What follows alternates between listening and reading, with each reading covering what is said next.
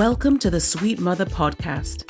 This podcast exists to tell the stories of powerful women as told by the daughters they left behind. My name is Sohkor Solanke, and in today's episode, I had the privilege of speaking with Cleanda, CeeCee, Dieuvielle, the Executive Director of Mama Africana mentorship program in Tampa, Florida, about the 2011 loss of her mother, Dianne Dieuveille, and the impact that her mother's influence has had on her life. If you enjoy these episodes, please subscribe to the podcast and consider leaving a review on whichever platform you are listening. This helps us to get these stories out to as many people as possible. Well, welcome. I'm joined today by Dianne Dieuveille. So tell us about yourself. Who is Cleanda? Who is CeeCee? I am second generation Haitian. My dad is first generation Haitian. He has myself and 5 other kids. I love art. I did. I don't do it very much anymore. I did poetry. I did dance. I draw every so often. So what do you do for a living, Cleanda? I currently work at a school for after school care program. Oh, wow. And I run Mama Africana mentoring program. Okay. Can you tell our audience a little bit about what is Mama Africana? Mama Africana is a Black girl mentoring program that will be celebrating this Saturday. We will be 17 years old. Wow. Wow. I feel old. No. I remember year 1. We a junior in high school. You were a junior in high school when Mama Africana started? No, like technically speaking, MA is a junior. Oh, okay, I see. Sorry. I got you. Okay. So you said it's a mentoring program. Like, can you give us some specifics about the type of things that you do with Mama Africana? Yes, we are a mentoring program for Black girls, Black women mentoring Black girls. Me, myself, I've been part of MA for a very long time. Yeah.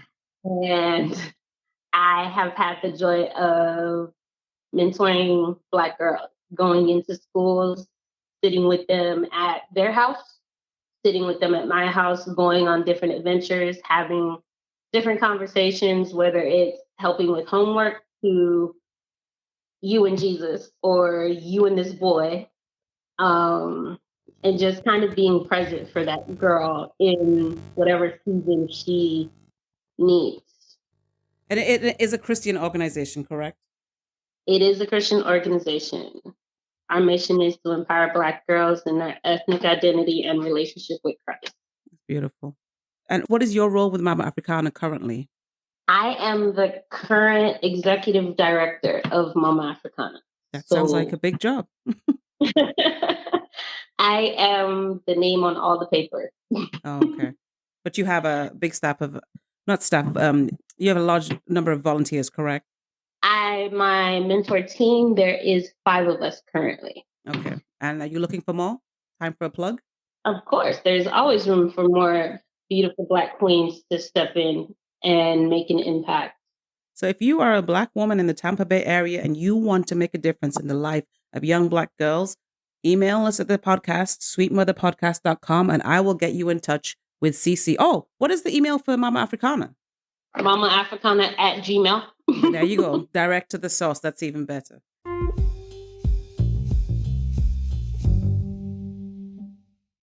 Well, thank you for joining us, CeeCee. And the reason I asked you on the show today was because I've been friends with you on Facebook for a long time. And I know you through Mama Africana. One thing that I noticed about your Facebook page is that you were very open and vocal about the loss of your mother and how that has impacted you over the years. And I feel like a lot of people are very internal and private about that, but you were very open. And that made me feel that you would be open to come on this show. And of course you did say yes straight away. And I'm happy that you're here. So tell us about your mom. Who was your mom? My mom was my biggest cheerleader. My mom was originally from Michigan. She was the oldest of 3 kids. She moved from Michigan in 85, 86. Met my, I want to say 84, 85, because she met my dad in 85, Where did she move? married. Where did she move to? She met my father in Massachusetts. Okay. So she was moving from Michigan going south, and they moved to South Florida. Okay. So was your father raised in Haiti or here? My dad was raised in Haiti. Yes. Okay. All right. Okay. So he came here as an immigrant, then he met your mother, and the two of them married. Mm-hmm. Yeah. You did mention your dad has, I think you said 5 children, Yes, my dad has 5 of us. but are you the only one to your mother and your father? Yes. Okay. All right. And did your mother have any other children with another spouse or partner? No, it's Oh, just me. oh, okay. So she met your dad, she got married, they had you. Tell us about a little bit about her childhood, her background, her education. My mom was the first daughter of a sergeant. My grandfather was a sergeant in the U.S. military. Hmm. She was born and raised in Michigan, in northern Michigan. She had one brother, one sister, and she also loved writing. So she had a whole bunch of short stories that I found. Oh, wow. You found them after she passed? Yes. Oh, wow. I knew she was writing, but she wouldn't openly share with me. Yeah. So it was a gift to find them. I was like, oh, Oh, I knew my mama was creative. yeah. Do you plan to do anything with them? Yes. Oh, Uh, my thought was to make an attempt to get them published okay. in her words, in her with her voice, not me going in editing or adding anything. Okay. And I'm guessing Mm-hmm. that's where you get the gift from because you said you were a writer, you write poetry. Uh-huh. Yeah. So your mother married a Haitian man. Would you say that she embraced the Haitian culture? Yeah, she she was willing to. She wasn't a dancer, but you could tell she was vibing when the music was playing. Oh, She was willing to eat just about anything, but she would ask, "How hot is it?" before she. But she would get along with everybody, and because she rode public transportation, she would hear older Haitians talking junk about different people, and she would come home and tell me, "I heard a Haitian woman saying this, and this." I wanted to say something, but I didn't know how to say it. Like, I so wanted to tell her to stop, but I didn't know how to pronunciate it or whatever. I was like, so these "Ooh." people were speaking in Creole and she was understanding it. Is that what you're saying? Yes, like Oh, she was just listening to the conversation. oh, okay. So she had been picking up the language just from being married to your dad, and what was she around his family? Yeah. Oh, okay. I think sometimes in those situations it's best just to stay undercover and not let them know that you know the Yeah. language. What kind of education level did she have, and what did she do for a living, for a career? She was a high school graduate. She was working on and off to get life certified to be a pharmaceutical tech. Hmm. And she did customer service. She worked at Publix. She worked at different stores, different restaurants. While when she moved back to Michigan, she worked at the local church in the neighborhood. Uh-huh. So you said she moved back to Michigan. Did she and your father, did they move back together? Did they separate? What happened? They separated. Oh, okay. So where did you go? Did you go with her or did you stay with your dad? When my mom moved back up, I stayed with my dad. I was going into my last year, my senior year in high school. Okay.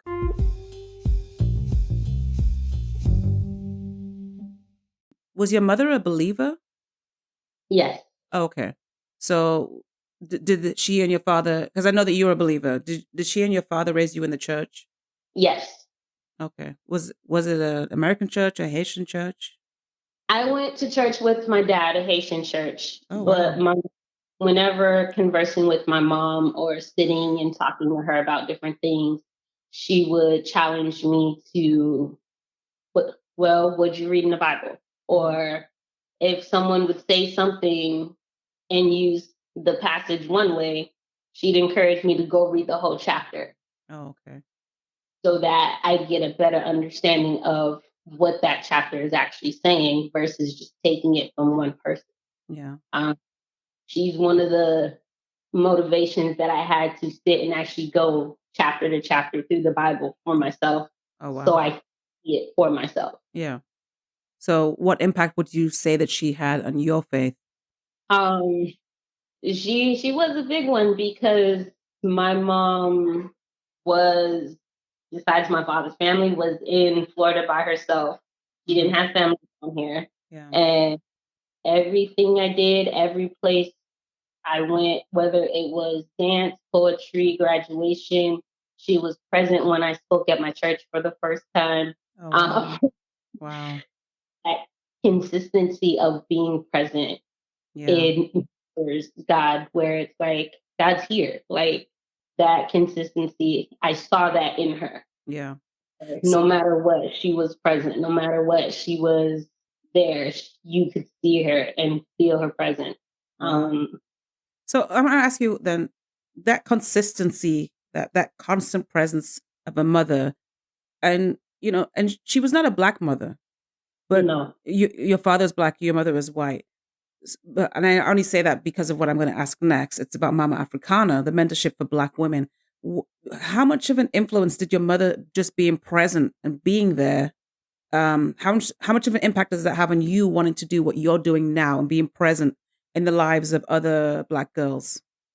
it had an impact of giving what I could, where it's like, no, my mom wasn't Haitian, but she was there when I spoke for the first time. She was there when I got baptized.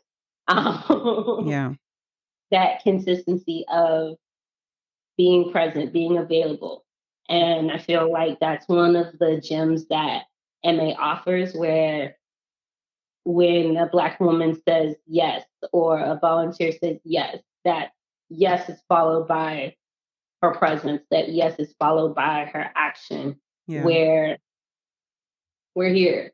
yeah, Like we might be a little tired, a little sleepy from a long day, but we're here. yeah, We're here. We're excited to be here for you. yeah. And it makes me smile.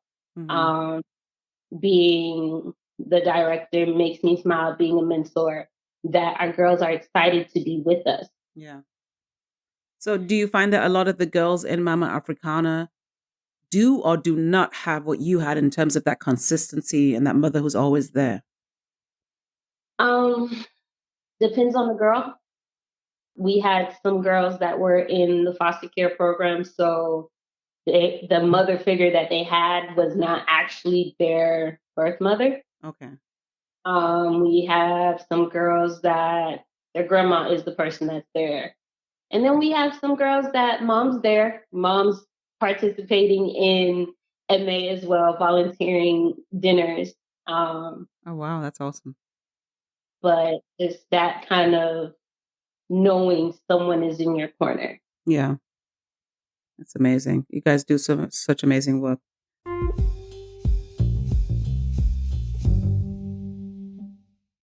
You said that your mom was your biggest cheerleader, your biggest Mm. fan.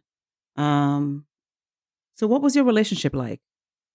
Was it like sisters, or was it like mother and daughter? What was it like? Because you were her only child. Oh no, I knew that was my mama. Oh, okay. Yeah. But it didn't matter. Like I love writing, but my spelling sucks. Hmm. So when I would write a paper, she'd check it for me and tell me, hey, this is great. But you missed a T here, or you completely messed up this word here. And it's just like, oh, okay. Hmm. Yeah. She would sit, and because of my creative writing, my math was not always up to speed. So Oh, I she'd feel sit you. I feel you. she'd sit and help me study and help me figure out different strategies to remember different things as I got older. Yeah. Um, I still do it, like learning new words or learning to spell new words. I find the word inside the word. Yeah, that's a good strategy. So That way I can like break it down visually. It's like, oh, hey, Mama, I remember what you taught me. Yeah. But she was also that person where if I got in an argument with my dad about something, I'd go talk to her. If she saw me beginning to stress at school, she would be that person where it's like, okay, so I'm going to pick you up early from school today and we're going to go to the beach because and she'd be like, you need a mental break before you have a breakdown. Yeah. And kind of planning that where it's like, it's okay to rest. It's okay to just stop for a moment.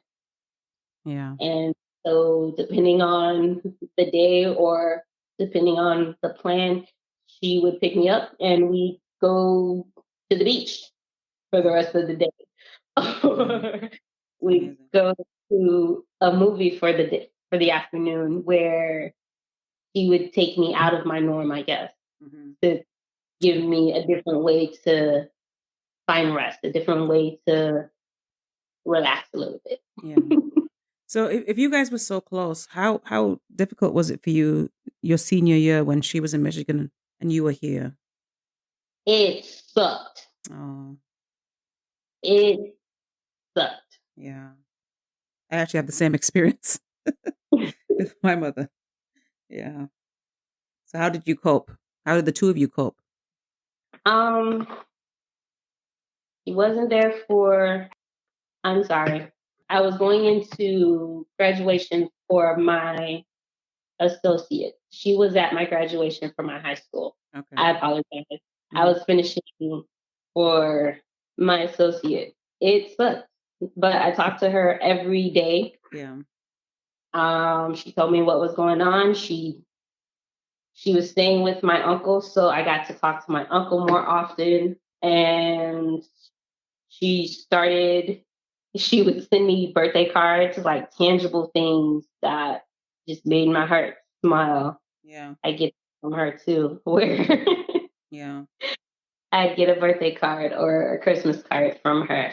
Yeah. Um, and no matter what it was, whether it was an exam, Mom, I'm stressed because of this, and this, she would be like, okay, so what can I do? How can I help you? Yeah. Talk to, explain to me what you're learning in your class. And I learned that way as well. It's a good way to know you understand, Hmm. being to learn 2 plus 2 is 4 and explain to somebody else, hey. Yeah. You know, it Two sounds like she missed her calling. It sounds like she should have been a teacher. plus- Yeah.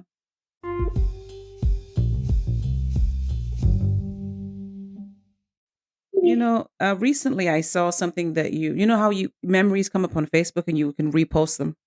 yeah. So I saw something that you reposted recently that it was quite a few years old. It was a poem that you'd written about your mother's passing. And what I gleaned from the poem is the fact that when she passed, you were not where she was. There was a distance. You had to get to her, correct?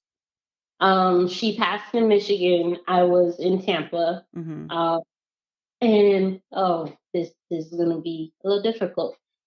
When I got the call, I started getting like consistent phone calls. Yeah. Earlier that month, my mom told me that she wasn't feeling well. She thinks she just got a cold. Then the next call, Ma, how you doing? She said she got food poisoning. And then before I know it, I'm getting a call from the local hospital saying that your mom is in the hospital. She took herself to the hospital, but she is on machines and not responding. Yeah. Oh, okay. Yeah. So I need to get to Michigan. I remember getting those calls where one nurse would call me and tell me that it is best advised that I give them permission to pull the cord on the machines because she's not responding to the 12 that she's on. Wow. And my consistent response every time this nurse called me, don't touch my mom until I get there. Oh, that's a lot. Like the angry, annoyed person Mm-hmm. that was boiling was like, I hope I see him because I want to punch him in the face.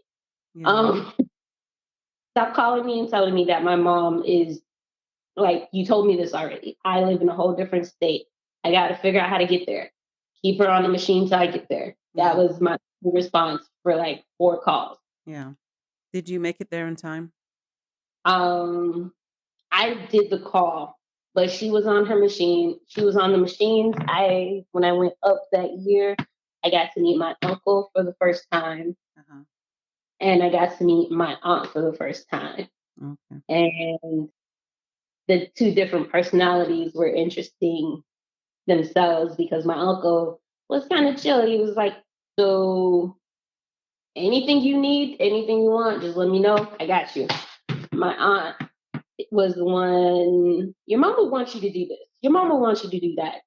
And my response to my aunt at one point was, did she wake up and tell you that? Because I'm going to need her to get up and talk to me. Oh. So you were the official next of kin. Is that what was happening here? Yes, ma'am. Oh, wow. Yeah. So you had to make those hard calls. This was 2011, right? We're in the first week of September. Last, not this past Saturday, the Saturday before. Mm-hmm. So 11 years. Wow. Still seems like 1 year, right?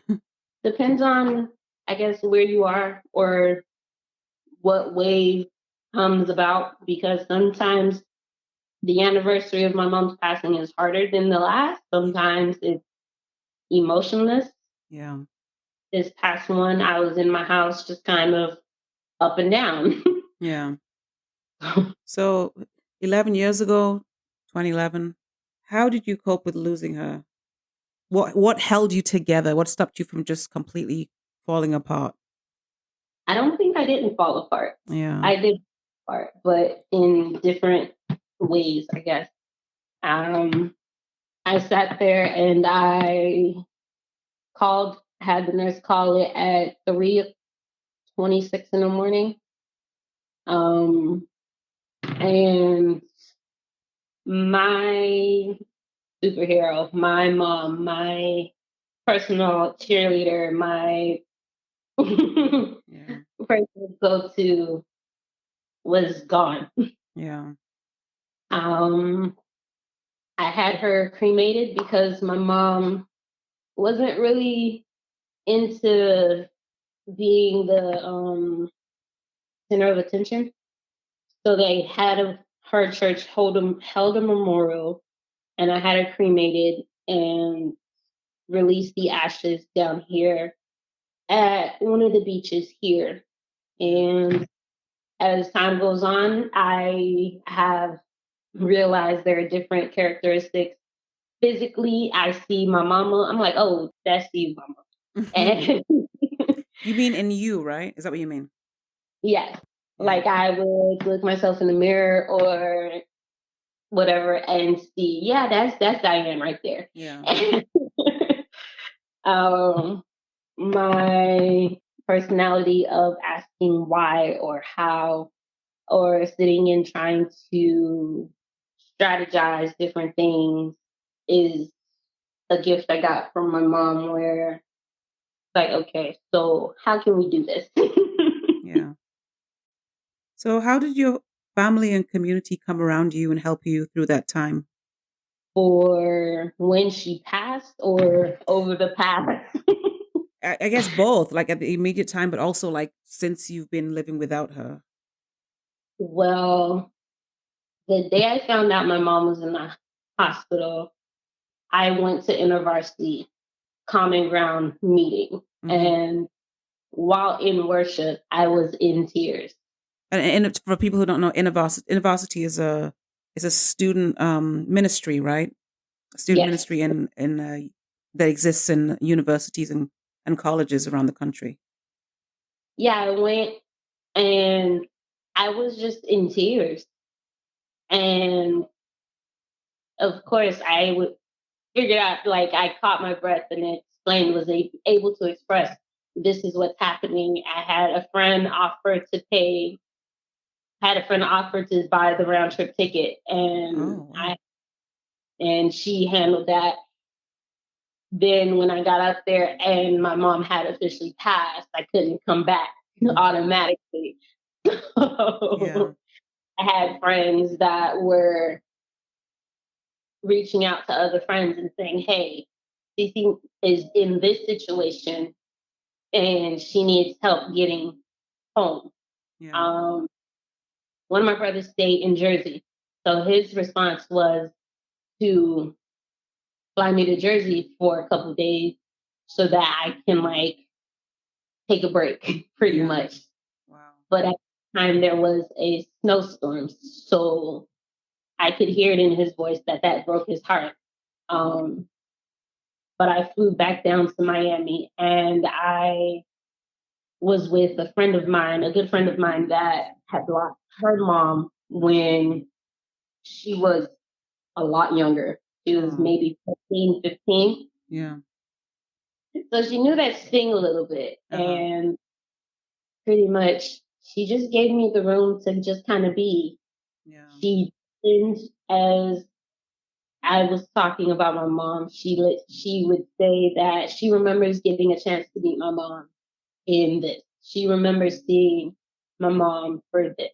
And I came back to Tampa and took a couple days, but I went back to work. And different people were, of course, there is that genuine I'm sorry. So I got those sincere condolences. Yeah. But as the years went on, what happened is I've had friends willing to go to the beach with me for the day, for a Yeah. couple hours.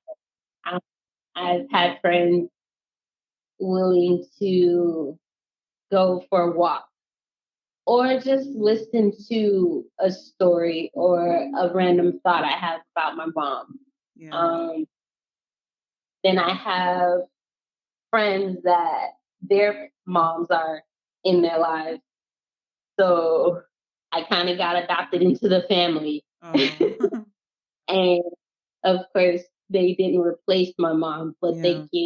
they give that motherly love where if they're available to be somewhere, they're there. If they are able to help in any way, they do. Mm-hmm. Uh, no questions asked, no debate, which makes my heart smile every time. It's just like, oh,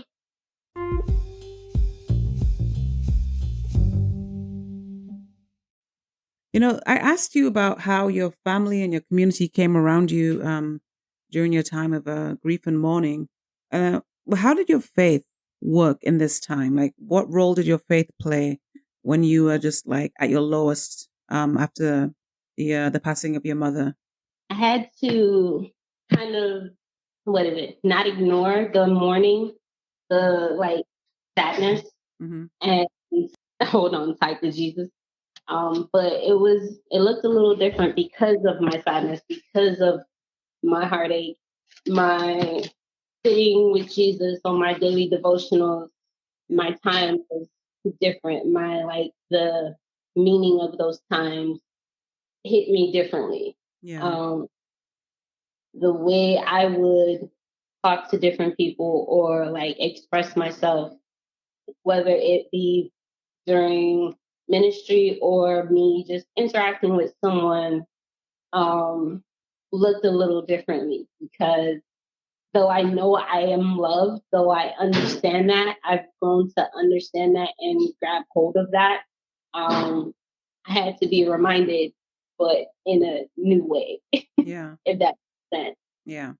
Yeah. It's a process. So it Mm-hmm. was hard. Some people were like, I don't think I would have been able to come back. I was like, I didn't. Yeah. Like a different version of me came back. I am not like once you lose your mom or somebody that close to you, your heart doesn't beat quite the same. Correct. I feel like as a woman, I feel like when you lose your mother, a piece of you goes with her. That's how I feel.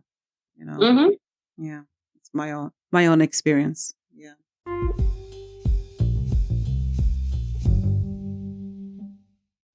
So as I said earlier, you are very public about your sharing your grief and just the loss of your mother on social media, on Facebook really. Um How does doing that help you through the process? And do you think you've helped other people through their own grieving process in you being so transparent? It's for me personally because I struggled for a long time with sharing, hey, I'm struggling with this, or hey, this makes me angry, this makes me sad. So just kind of being able to say, my heart hurts, and this is why. Yeah. Helps me hear my voice, I guess, where it was absent in different scenarios in life. And so I do share it on social media. It's usually me kind of like talking to myself Oh, okay. about poetry, or as I think about my mom, Mm-hmm.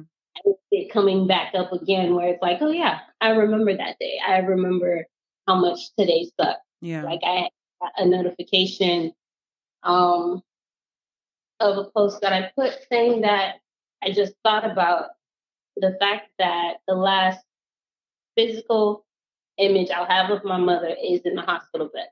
Yeah. I was like, yeah, I remember that. Mm-hmm. And I don't know if me expressing myself this way has helped very many people. I know in talking to different women, or different women, different men in different situations, maybe not just about my mom's passing, me expressing myself this way overall has helped them to grow closer to God, or be more willing to openly talk about Jesus, like have conversations or ask the question about Jesus because of my openness. I'm just like, oh, well, praise Jesus. Yeah. But the poetry or the random thoughts is just me putting it out there. Yes, I know others see it, but it's just me like taking note that I'm thinking of her at this moment right Yeah. now. Has anybody ever said to you, you helped me through sharing, through what you published on social media, that helped me, what I was going through? I've had some friends tell me that it moved them. I've had some friends tell me that me sharing about my mom helps them to want to share more about their loss, or like process through more of the feelings of their loss. And I'm like, okay. Mm-hmm. I mean, I don't know how much help I can be, but I'm willing to listen if you want me to be that person you're talking to. And that gives them a little smile where it's like, okay, Mm-hmm. Yeah. this is kind of doable. Yeah. But everyone grieves differently. So, Yes. and the expression of love for the person that you lose looks differently for everybody. Mm-hmm.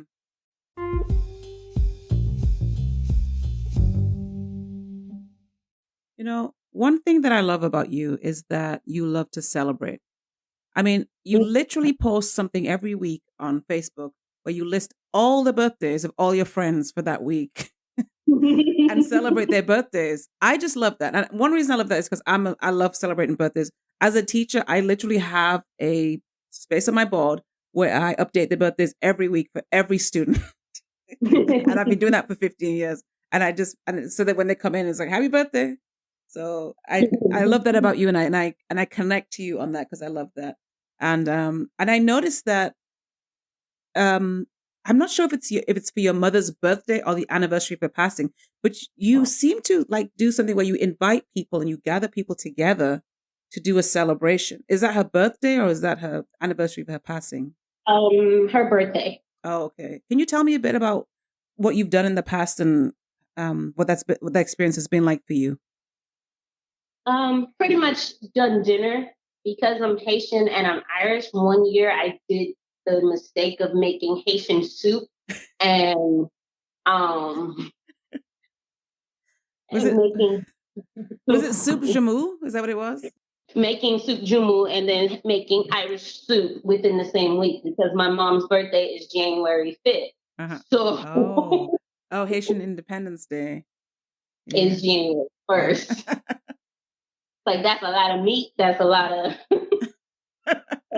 food in 1 week. Yeah. But over the years, it's gotten to making, like, my mom used to make baked mac and cheese, but my white lady's mac and cheese would be mac and cheese, tuna, and broccoli. You got your dairy, you got your carbs, you got your meat, and you got your bacon. Yeah. Your veggies. So one year I made my mom's mac and cheese, but with a little extra meat and a little extra cheese, and a little more seasoning because the little Haitian girl in me. Oh, that's funny. And just, though no one here in Tampa knew my mom, just being able to celebrate someone that meant the world to me with that I love and people that I cherish. Yeah. And your friends come out with you and they do that, don't they? Yes. That's amazing. I love it.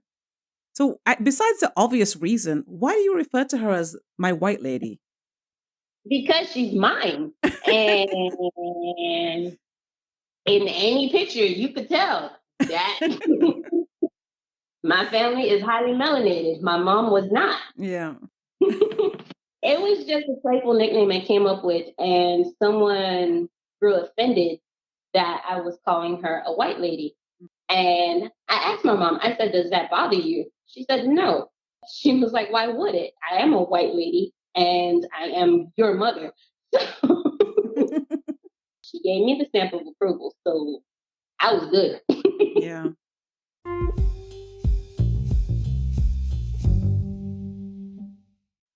So it's been 11 years, and I know you've achieved a lot in your life since then.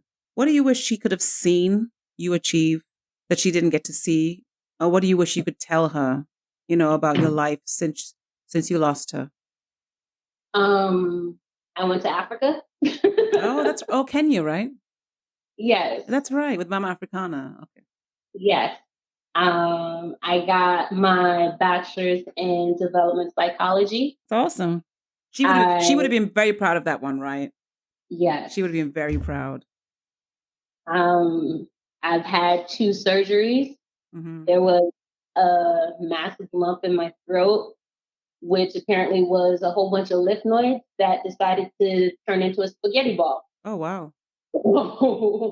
And then I had brain surgery because I have epilepsy, and they finally figured out that my epilepsy was being triggered by dead brain tissue. Oh my goodness. So love to have my white lady there with me. Yeah. So is the epilepsy resolved now? Not 100%. Okay. After the surgery, I seized now 3 times. I had surgery, 3 years ago, almost 4 years ago. Before the surgery, I was seizing just about every month, maybe twice. Oh, wow. In a day. So we've gotten a lot better. Oh, praise God. Praise and God. And of course, I don't ever want to black out or wake up feeling like I got in a fight with myself. Yeah. But I'll take the one over the monthly. Yes. Yeah. That's a huge improvement. Thank God. Yeah. Well, I just want to end by asking you this question. And thank you so much for taking this time to talk about your mom. I know it's still tough, even though it's been 11 years. It could just be like yesterday. It's still tough, she's your one and only mother. And I just wanted to ask you this question. How do you honor her memory going forward? I will continue to do little birthday gatherings, even if it's just me going to a coffee shop and reading a book for an hour or whatever. My mom read books. She was a writer and she read. That was her entertainment. Yeah. If I get married and have kids, I will name my children after my mother. I figured it out for my daughter and I figured it out for my son. That's wonderful. And just as much as I celebrate being Haitian, is just as much as I celebrate being Irish white American. Yeah. I've looked into different histories of different things. I really want to go to Ireland. I wanted to go this year, but I didn't get to go. So we're gonna work on doing that next year. Yeah. That's a nice way to honor her. Yes, I Yeah. have a couple friends that are up for the adventure, so they're like, "Yes, let's go." Yeah. Well, thank you so much for spending this time with us and telling us all about your mom, Dianne Marie Dieuveille, who passed Mm-hmm. away 11 years ago at age 58, but whose memory is still very much alive through you. And I really just enjoyed talking to you about your experiences. As somebody I just lost my mother a year ago, and I'm coming up on the 1 year anniversary next month. So, it's still fresh, it's still raw, but talking to you today has helped me, because what you're talking about are a lot of the things that I'm going through right now as we come up to the anniversary. So it's just been a very nice, experience just to have this discussion with you. So I thank you so much for talking about it. I know it's not easy. And it was nice to find out more about your mom. Thank you so much. All right.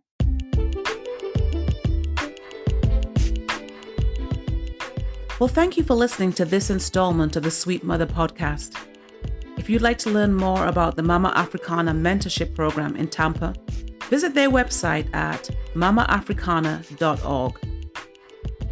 We'll be back next time with the story of another powerful woman. If you enjoy this podcast, please don't forget to subscribe and perhaps even leave a review so we can continue to expand our audience. If you have a comment or question about the show, you can email me at sweetmotherpodcast@gmail.com. If you'd like to hear more from me, check out my blog at medium.com/@Sohkor. That's medium.com/@SOHKOR. You can also find me on Instagram at Sohkor_writes. That's at SOHKOR_writes. Thank you.